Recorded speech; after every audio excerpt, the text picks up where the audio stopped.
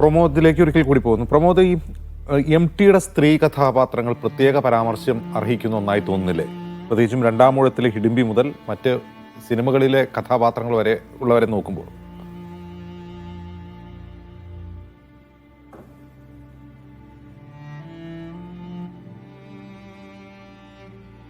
പ്രമോദ് കേൾക്കുന്നുണ്ടോ?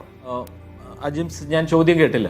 അതായത് MTയുടെ സ്ത്രീ കഥാപാത്രങ്ങൾ, അത് സിനിമകളിലെ കഥാപാത്രമായാലും ഇപ്പോൾ രണ്ടാം ഊഴത്തിലെ ഹിഡിംബി പോലുള്ള കഥാപാത്രങ്ങളായാലും അത് പ്രത്യേക പരാമർശം അർഹിക്കുന്നില്ല MTയുടെ സ്ത്രീ കഥാപാത്രങ്ങൾ? ഉറപ്പായിട്ടും ഞാൻ അതിനെക്കുറിച്ച് കൂടി ഒന്ന് പറയാൻ ഇരുന്നത് സത്യമാണ്. ഇപ്പോൾ അത് അദ്ദേഹത്തിൻ്റെ രചനകളിൽ സ്ത്രീ കഥാപാത്രങ്ങൾ കടന്നു വരുന്നതിൻ്റെ ഒരു പ്രാധാന്യം പറയുകയാണെങ്കിൽ പലതരത്തിലുണ്ട്. ഇപ്പോൾ നമുക്ക് പെട്ടെന്ന് ഓർക്കാൻ കഴിയുക സിനിമകളിൽ നിന്നാണ് എന്ന് എനിക്ക് അങ്ങനെയാണ് തോന്നുന്നത്. ഇപ്പോൾ വൈശാലി പോലൊരു സിനിമ, വൈശാലി എന്താണ് വൈശാലിയുടെ തീം? വൈശാലി ഇതുപോലെ തന്നെ ഒരു പിന്നെ ഒരു ഐതിഹാസിക ഒരു ഐതിഹ്യ കഥയിൽ നിന്ന് വന്നിട്ടുള്ള ഒരു സിനിമയാണ്. അവിടെ സ്ത്രീയിലൂടെയാണ് കഥ പറയുന്നത്. യഥാർത്ഥത്തിൽ മഴ പെയ്യിക്കാൻ ഒരു വനപ്രദേശത്ത് നിന്നുള്ള മറ്റൊരു രാജ്യത്തേക്ക് പോകുന്നതിൻ്റെ വിശദാംശങ്ങളൊന്നും എനിക്കിപ്പോൾ പെട്ടെന്ന് ഓർമ്മ കിട്ടുന്നില്ല. പക്ഷേ ആ രാജകുമാരൻ, ഋഷ്യശൃംഗൻ എന്ന രാജകുമാരനെ എന്താണ് സ്ത്രീ എന്ന് മനസ്സിലാക്കിയിട്ടില്ലാത്ത, ജീവിതത്തിൽ ഇതേവരെ സ്ത്രീയെ കണ്ടിട്ടില്ലാത്ത ഋഷ്യശൃംഗൻ എന്ന കഥാപാത്രത്തെ കൊണ്ടാണ് ഈ സ്ത്രീയെ മനസ്സിലാക്കിപ്പിക്കുകയും സ്ത്രീയെ മനസ്സിലാക്കുന്നതിലൂടെ മഴ കൊണ്ടുവരാനുള്ള, അല്ലെങ്കിൽ മഴ സൃഷ്ടിക്കാനുള്ള, ഋഷ്യശൃംഗനെ നാട്ടിലേക്ക് കൊണ്ടുവന്നാൽ വരൾച്ച അവസാനിക്കുകയും മഴ പെയ്യുകയും ചെയ്യുമെന്ന ഒരു വിശ്വാസത്തിൻ്റെ അടിസ്ഥാനത്തിൽ ഋഷ്യശൃംഗനെ നാട്ടിലെത്തിക്കുകയും മഴ പെയ്യുകയും ചെയ്തു. അപ്പോൾ ഇതൊരു കഥയെന്ന നിലയിൽ നമ്മൾ മുമ്പ് കേട്ടിട്ടുണ്ട്, പുരാണത്തിലെ ഒരു കഥയെന്ന നിലയിൽ. പക്ഷേ MT അവിടെ പ്രയോഗിച്ചൊരു സംഗതിയുണ്ട്. അതായത് ഈ ഋഷ്യശൃംഗനെ വശീകരിച്ച് നാട്ടിലെത്തിക്കാൻ വേണ്ടി നിയോഗിക്കപ്പെടുന്ന പെൺകുട്ടി, ആ പെൺകുട്ടിയുടെ അമ്മ അവിടുത്തെ കൊട്ടാരത്തിലെ ഒരു സാധാരണ സ്ത്രീയാണ്, ഒരു തോഴിയാണ്. പിന്നെ അവിടുത്തെ രാജകുമാരിയുടെ ഒരു തോഴിയായിട്ടുള്ള സ്ത്രീയാണ്. അവരെയാണ് നിയോഗിക്കുന്നത്. അവരുടെ മകളെയാണ് ഈ ഋഷ്യശൃംഗനെ വശീകരിക്കാനായി അങ്ങോട്ട് അയക്കുന്നത്. സുപർണയും ഗീതയുമാണ് കഥാപാത്രങ്ങളെ അവതരിപ്പിക്കുന്നത്. അജിംസിന് ഓർമ്മയുണ്ടായിരിക്കും. അപ്പോൾ ഈ ഋഷ്യശൃംഗനെ വശീകരിക്കുന്ന ഘട്ടങ്ങളിലൊക്കെ നമ്മൾ കാണുന്ന ഒരു കാര്യമുണ്ട്. എന്താണ് മലയാളിയെ സംബന്ധിച്ചിടത്തോളം ലൈംഗികതയെക്കുറിച്ചുള്ള ഒരു സങ്കല്പങ്ങളെ എങ്ങനെ വളരെ ഒരു താല്പര്യപൂർവ്വം ചിത്രീകരിക്കാൻ കഴിയും, കലാപരമായി ചിത്രീകരിക്കാൻ കഴിയുമെന്ന് അവിടെ ഒന്ന് രണ്ട് സോങ്ങുകളിലൂടെയും ഒന്ന് രണ്ട് ഭരതൻ്റെ ഒരു മികവും കൂടി അതിനകത്തുണ്ട് കേട്ടോ. ഭരതൻ്റെ ഒരു ചലച്ചിത്ര സൃഷ്ടിയിൽ അദ്ദേഹം കാണിക്കുന്ന ഒരു വലിയ മികവ്, അതിലൂടെയൊക്കെയാണ് നമ്മൾ അത് മനസ്സിലാക്കാൻ കഴിയുന്നത്. അതേസമയം തന്നെ ഏറ്റവും ഒടുവിൽ ആ കഥാപാത്രത്തിന് നേരിടേണ്ടി വരുന്ന ദുരന്തം, നാട്ടിൽ മഴ പെയ്യിക്കുന്ന ഘട്ടത്തിൽ ആ ഘട്ടം എത്തുമ്പോഴേക്കും പിന്നെ ഈ തോഴിക്ക് നൽകിയിട്ടുള്ള, അല്ലെങ്കിൽ ഈ സ്ത്രീക്ക് നൽകിയിട്ടുള്ള ഉറപ്പ് എന്ന് പറയുന്നത് നിങ്ങളെ രാജ്ഞിയായി വാഴിക്കാം, ഈ മകളെ രാജ്ഞിയായി വാഴിക്കും എന്നുള്ളതായിരുന്നു. പക്ഷേ യഥാർത്ഥത്തിൽ രാജ്ഞിയായി വാഴിക്കപ്പെടുന്നത് രാജാവിൻ്റെ മകൾ തന്നെയാണ്. ഇവർ ഇതിനു വേണ്ടി പുറപ്പെട്ട ഈ രാജകുമാരനെ ഈ നാട്ടിലേക്ക് എത്തിച്ച, ഈ മുനികുമാരനെ നാട്ടിലേക്ക് എത്തിച്ച ആ രണ്ട് സ്ത്രീകളും ആ ആഘോഷത്തിനിടയിൽപ്പെട്ട് കൊല്ലപ്പെടുന്ന ഒരു സീനിലേക്കാണ് പോകുന്നത്. അപ്പോൾ സ്ത്രീ കഥാപാത്രങ്ങൾ ആവശ്യത്തിന് വേണ്ടി മാത്രം ഉപയോഗിക്കപ്പെടുന്ന ഒരു നിലയിലേക്ക് സ്ത്രീയുടെ ജീവിതം എന്നതാണ് അദ്ദേഹം അതിന് പ്രമേയമാക്കി കൊണ്ടുവന്നത്. ആ കഥ അങ്ങനെ പറയുമ്പോൾ അതും മറ്റൊന്നായി മാറുകയാണ്. യഥാർത്ഥത്തിൽ പിന്നെ പുരാണത്തിലെ ആ കഥ എന്ന് പറയുന്നത് നമുക്ക് വളരെ ആ നിലയ്ക്ക് മാത്രം പ്ലെയിനായിട്ട് മാത്രം പറയാൻ കഴിയും, മറ്റൊന്നും അതിനകത്ത് കൊണ്ടുവരാതെ. പക്ഷേ MT ഒരിക്കലും അങ്ങനെ ചെയ്യുന്നില്ല.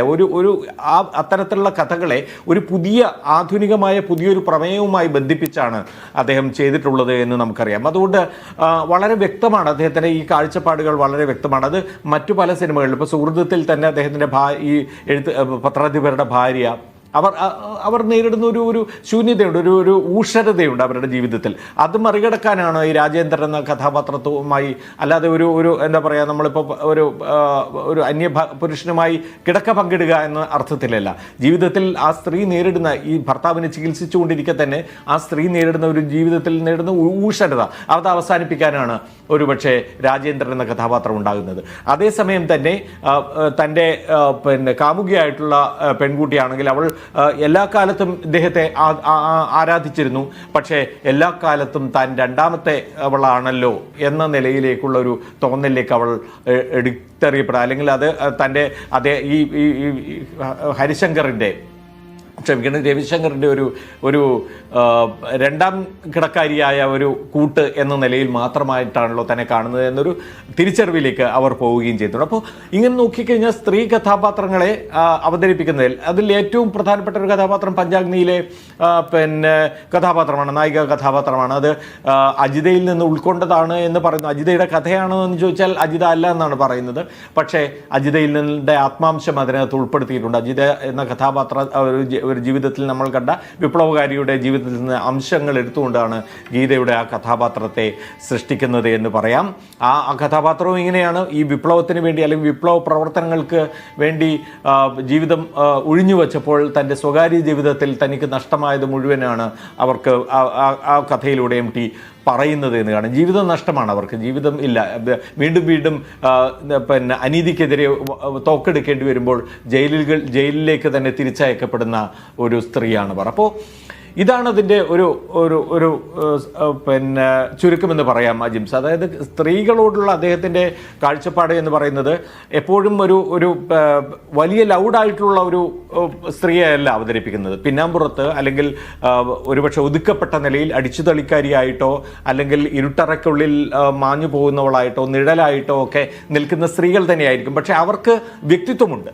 ആ വ്യക്തിത്വത്തിൻ്റെ അടിസ്ഥാനത്തിലാണ് അവർ സിനിമയിലായാലും കഥകളിലായാലും അവരുടെ നിൽപ്പ്, ആ സ്ഥാനം നിർണ്ണയിക്കപ്പെടുന്നത്. ആ വ്യക്തിത്വം പുറത്തു കൊണ്ടുവരുന്ന രീതിയിലാണ് അദ്ദേഹത്തിന്റെ എഴുത്ത് എന്ന് പറയാം. അതേസമയം സ്ത്രീ വിമോചനം എന്നൊക്കെ ഞാനൊരു കാര്യം സൂചിക്കട്ടെ. എൻ്റെ ഒരു പേഴ്സണൽ ഫേവറേറ്റ് MT തിരക്കഥ എന്ന് പറയുന്നത് താഴ്വാരം സിനിമയാണ്. അത് ഭരതൻ അതിമനോഹരമായി സംവിധാനം ചെയ്തൊരു സിനിമ കൂടിയാണ്.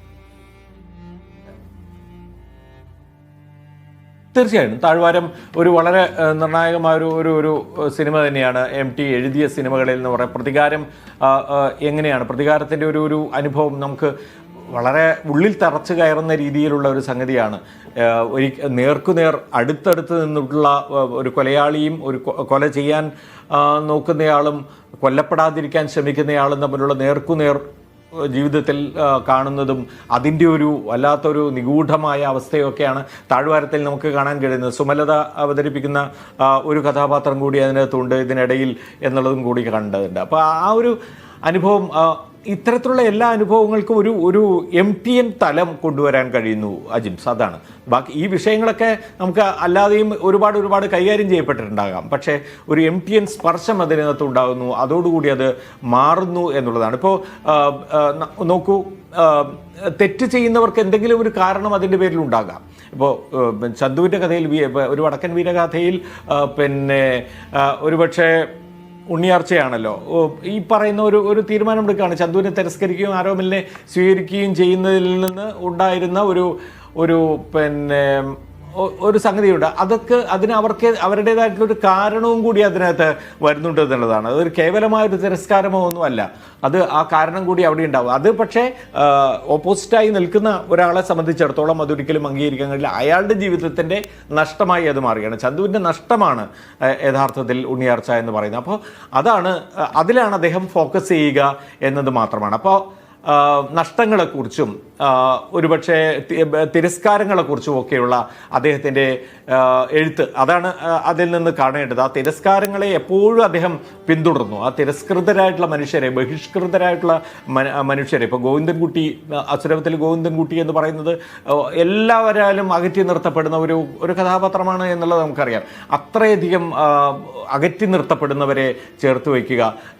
നാലുകെട്ടിലെ അപ്പുണ്ണിയാണെങ്കിൽ അടിച്ചുതള്ളിക്കാരിയുടെ മകൻ എന്ന് പറഞ്ഞു കഴിഞ്ഞാൽ ഒരു നാലുകെട്ടിനകത്ത് നമുക്ക് സങ്കല്പിക്കാവുന്ന തരത്തിലുള്ള ഒരു ഇരുണ്ട മൂലകളിലേക്ക് തള്ളപ്പെടുന്ന ഒരു കഥാപാത്രമാണ്. അതാണ് ഒരു പുതിയ കാലഘട്ടത്തിൻ്റെ പ്രതിനിധിയായിട്ടൊക്കെ പിന്നീട് വളർന്നു വരുന്ന ഘട്ടത്തിൽ നമ്മൾ